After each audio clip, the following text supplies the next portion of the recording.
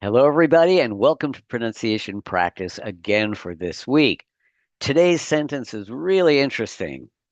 It's worry is interest paid on trouble before it becomes due.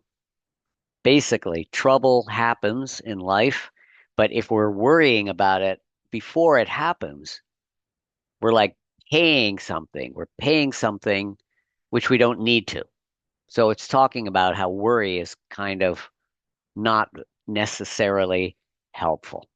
But we worry, so we're already paying something before trouble has even happened. So the sentence again is worry is interest paid on trouble before it becomes due. So let's start as usual with rhythm and phrasing. Rhythm is made by the stressed syllables keeping a steady beat, and they are here in lavender.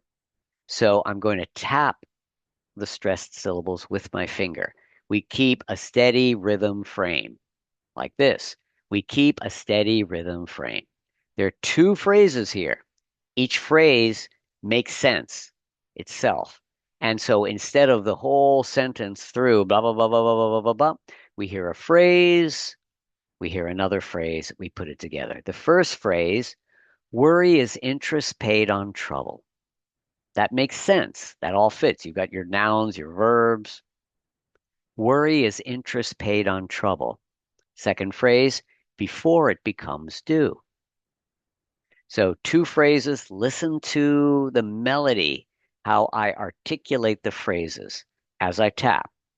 Worry is interest paid on trouble before it becomes due. Each phrase has its own rhythm frame. So after the first phrase, we're starting another rhythm frame. Worry is interest paid on trouble before it becomes due. You can see the steady rhythm frame that puts the words together in the way that we are accustomed to speak and to listen. Worry is interest paid on trouble before it becomes due. Okay, next step, let's look at the vowels, the stressed vowels. They are in red. Stressed vowel, fully pronounced vowel makes the stressed syllables. A syllable is a vowel and the consonants surrounding it. So the first one is worry. That is an R vowel where the vowel goes together with the R. Worry. Another word would be like serve or nurse. Different spelling, but same pronunciation. Then the next stressed one is interest. Eh. So we have two closed front vowels in English. We can have E, where the tongue is pushed really high, E, but then we have E. E is usually for letters. E is usually for words spelled with EE or EA. Letter I is this one. Tongue drops a little bit. You can hear interest, interest. Mouth is pretty neutral because it's close to the center. Then we have paid, which is a diphthong. The vowel changes. It starts with tongue pushes up and goes to e. A, paid, paid. Then we have trouble. That's in the center of your mouth. Middle center vowel. Very relaxed. We're not opening too wide. Target word is gum that I always use because G is the back of your tongue. When you drop the G, G, the vowel is right in front of it. The middle of the tongue is dropping as well. Gum, gum, trouble, trouble. Then we have before. That is another R vowel. This is the vowel aw. When it's followed by R, it becomes or, for, door, more. The lips start smaller and they come out this way as the tongue pulls back into R. You can see it. Or, before. Then before it becomes. We have again, same as trouble. Becomes, and then do. Ooh.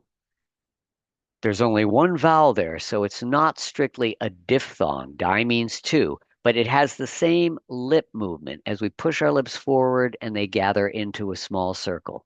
Do, do. These are the vowels that need to be pronounced fully and carefully. The rest of the vowels, whether it's a schwa or a, are very small.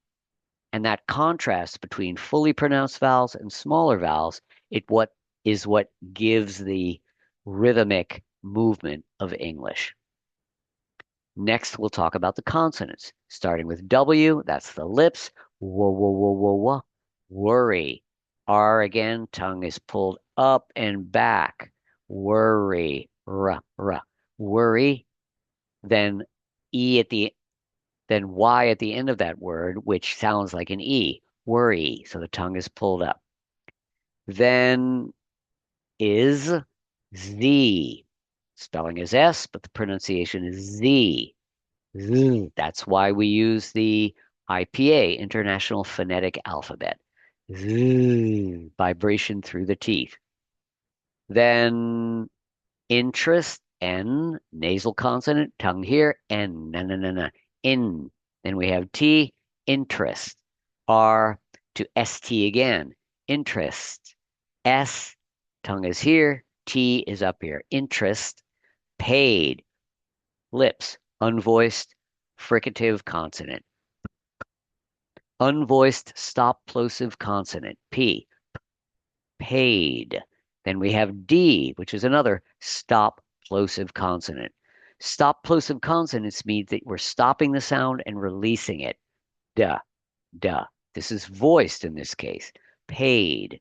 Then on, N, uh, N is nasal consonant again. Trouble, TR, t, t, and R, trouble. B is the lips. B, b, b, b, b. To the L. L, L. Trouble, trouble. And even though they look like they're together in the spelling, there is the small open schwa vowel between. Trouble, trouble, L. Make sure when you pronounce L, tongue is touching here, bottom lip has to come down. L, L. If you go L, L, we won't hear it. L. Top lip here. Normally, top teeth are top teeth cover the bottom teeth like this. Tongue is touching up here, and if the bottom lip is up, it's just coming out and hitting there. So bottom lip has to come down because the sound is going down. Trouble, L. Then B again, b b b b b lips before. Then F, top teeth on the bottom lip, fricative unvoiced consonant for, before. And we have R again, before it, T alone, T, t, t, t. Unvoiced stop plosive consonant, T up here, before it, becomes, B again, B.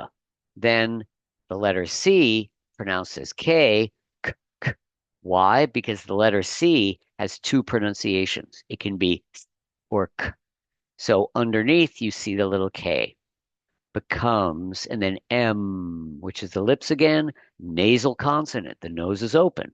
M becomes, and then the S is Z again. Plural S is usually Z. Becomes after a voiced consonant. Do. Then we have D again. Da da da da da. Do. Okay? Then the last thing to talk about is connection. Connection means, of course, keep your voice flowing. Imagine that you have your lungs, your voice box, larynx, the voice is flowing through. So then we are shaping. So imagine like a tube with your breath and your voice box, and at the end of the tube, you're doing the technique for the vowels and consonants for the language, but the voice and the breath are flowing through. So that's how we stay connected. Worry is interest paid on trouble. Now, you all know T-stop, interest paid, but you can hear I'm releasing the T. I'm not going interest paid, interest paid.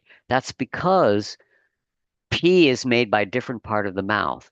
So It is strictly speaking a T stop, interest paid.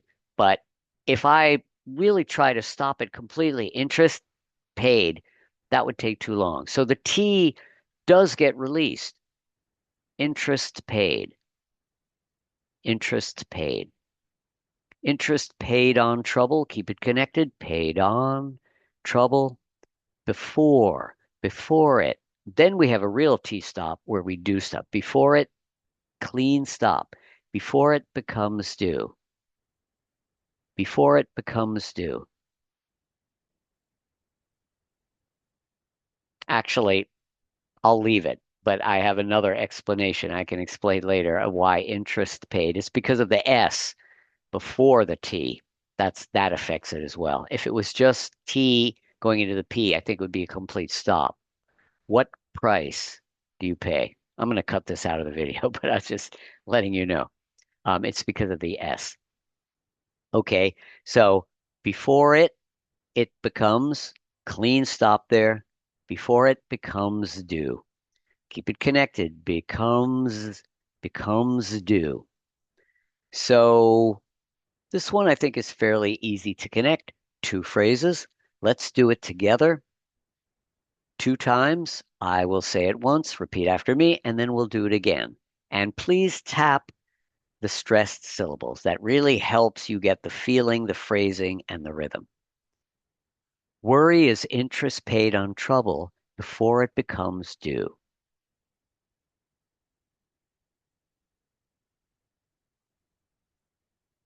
One more time. Worry is interest paid on trouble before it becomes due.